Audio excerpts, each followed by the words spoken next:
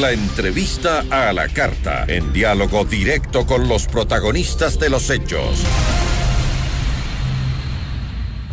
Está con nosotros Virgilio Saquicela, él es vicepresidente de la Asamblea Nacional. Asambleísta, ¿cómo está? Muy buenas tardes.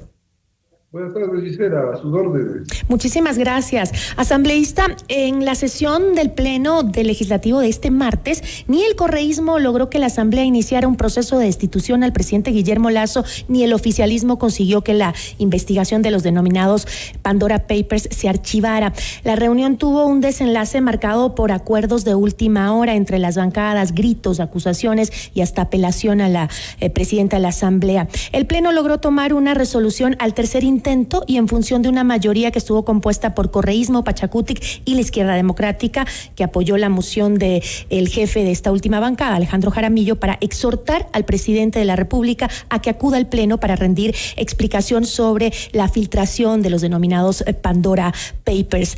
Sin embargo, el presidente Lasso pues ya dijo que no va a asistir al Pleno. ¿Estaría el presidente, según su criterio, pues incumpliendo con el mandato de la Asamblea Nacional? Bueno, en primer término, el informe de mayoría no tenía sustento legal ni constitucional, por lo tanto, lo lógico era de que no se lo apruebe, mucho más en el sentido de la aplicación del artículo 130, numeral 2 de la Carta Fundamental, que establece la muerte cruzada desde el Legislativo hacia el Ejecutivo. No recibió el apoyo de esta moción expuesta por la asambleísta Cabezas, ni la moción del presidente de la comisión, que era quien proponía el informe, en el sentido de que se disponga al presidente de la República su comparecencia a la Asamblea. Luego, lo procedente era que se trate la moción del informe de minoría, pero, sin embargo, la presidenta dispuso una tercera moción que la presentó la asambleísta Jaramillo, que implica el exhorto para que el presidente de la República comparezca a la Asamblea, es decir, un pedido, no una imposición ni una disposición. Ni en el primer caso, si se hubiese aprobado que comparezca con resolución del Pleno, no hay obligatoriedad legal ni constitucional del presidente de la República, queda a su arbitrio. Él puede comparecer obligatoriamente en el caso de la posesión. Es decir, no hay ningún incumplimiento en que el presidente diga, no voy a ir. Así es, queda a su arbitrio. Obviamente ya ha expresado el presidente, tiene algunos medios de comunicación en el transcurso de la mañana que no comparecerá, si enviará una carta acompañando un informe o resolución de la Contraloría respecto del mismo tema de los Pandora Papers. ¿Usted cree que es justificado el planteamiento del oficialismo de que no es necesario que Lasso acuda a explicar su posible vinculación en la filtración de las cuentas de los paraísos fiscales? ¿Cuál es su opinión al respecto? Que no es necesario, es decir, sí, no tiene obligatoriedad, pero ¿necesario es? No tiene obligatoriedad. Yo creo que si es que el presidente quisiera comparecer, no habría inconveniente, el trámite parlamentario. Parece que se nos está... Y se retire, ¿no? Se nos está cortando un poco. ¿Me puede repetir lo último, por favor? Sí, decía de que el presidente podría comparecer al Pleno de la Asamblea dentro del régimen parlamentario, dar su exposición y salir del Pleno. No prestarse tal vez para algún tipo de inconveniente, de show que pueda causar este tema, que reitero, se lo ha resuelto dentro del marco legal y constitucional como improcedente. Sin embargo, si ha expresado su punto de vista, la Asamblea no tiene la capacidad para obligarle a comparecer a su pleno. Pero no es parte de la función de la Asamblea, el fiscalizar y el control político. No es tarea exactamente de la Asamblea, pues justamente pedir comparecencias a funcionarios públicos cuando éstas sean necesarias.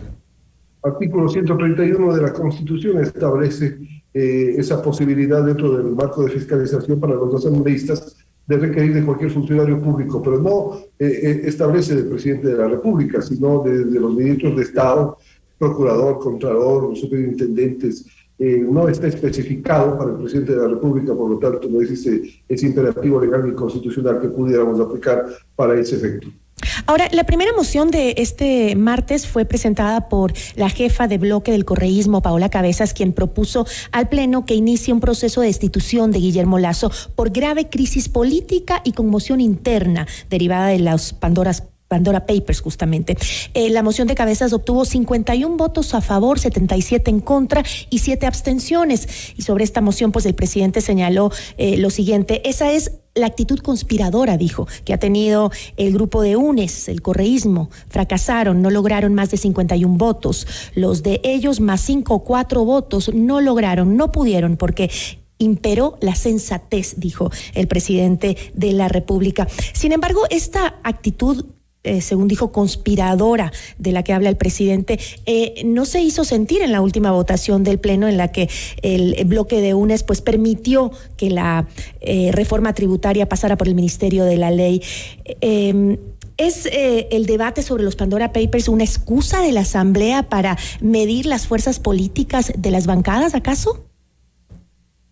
Bueno, yo creo que no existe la capacidad, y no ha existido la capacidad dentro de la Asamblea Nacional para conciliar con antelación los distintos temas que se someten a conocimiento y resolución del Pleno. Y por ejemplo de ello fue el tema de la reforma tributaria que se planteó y pasó por el Ministerio de la Ley, cuando lo lógico hubiese sido que conciliemos en alguna de las mociones.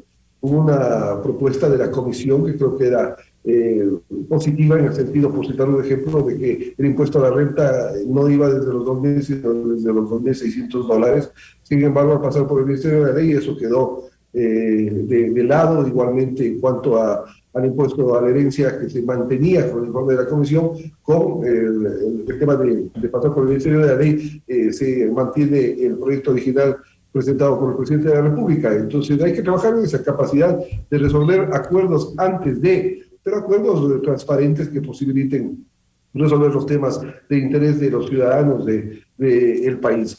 En este caso de los Pandora Papers, ya había una alteración del criterio del Partido Social Cristiano, de Izquierda Democrática, de la bancada de gobierno de parte de Pachacuti, de que no iba a darse paso a la posibilidad de la muerte cruzada, menos a la moción de la asambleísta Cabezas, en el sentido de que nosotros declaremos de que ha existido una grave conmoción interna en el país, lo cual debía haber ocurrido el momento en el cual se resolvió que pase a la Comisión de Garantías Constitucionales o se emitió el informe, pero no se ha dado esa conmoción interna, esa crisis dentro del país, como cuando, por ejemplo, se dio el 30S o octubre del 2019. ¿Y por qué no se concretó entonces una moción para pedir el archivo del informe sobre los Pandora Papers?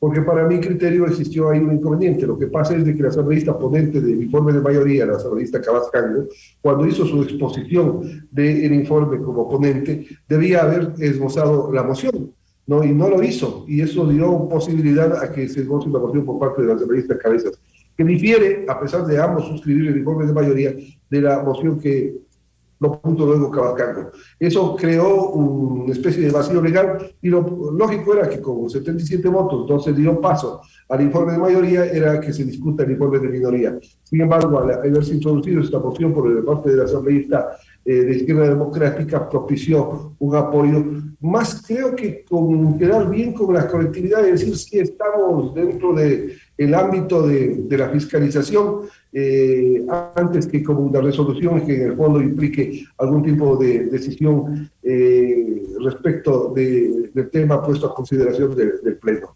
Así es de que este rato se han tomado las decisiones y hay que continuar con el trámite, y quiero que pasaran también los papeles como se decidió a la Contraloría y a la Fiscalía.